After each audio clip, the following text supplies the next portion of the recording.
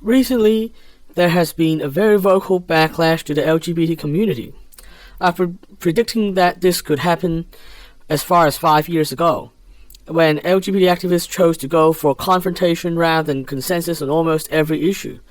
I reasoned that an LGBT backlash at this time would be particularly bad for trans people, because there was still a lot of misunderstanding about trans issues in the mainstream. What I was mainly worried was that if a backlash happened and attitudes on both sides became hardened, it would be much more difficult to get a healthy discussion going on trans issues.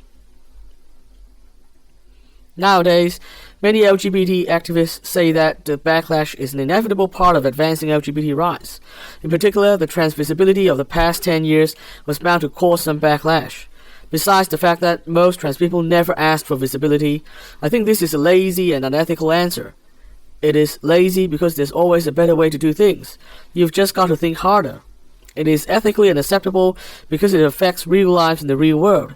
In particular, we are talking about trans people already suffering from gender dysphoria. The current backlash is very bad for their mental health, and I think good people, should at least be able to agree that it should have been avoided at all costs in hindsight.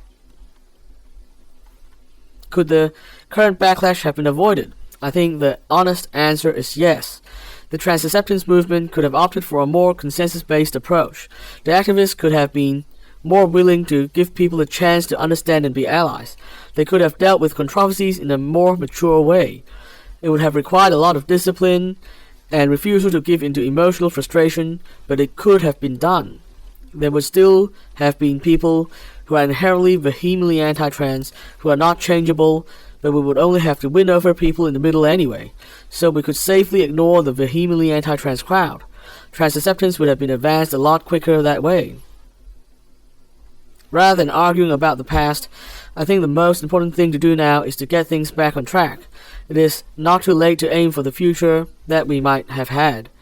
Public attitudes towards trans people are still fluid, and we can still fix things. It is therefore not too late to adopt the aforementioned, more mature approach. Let's start doing it today.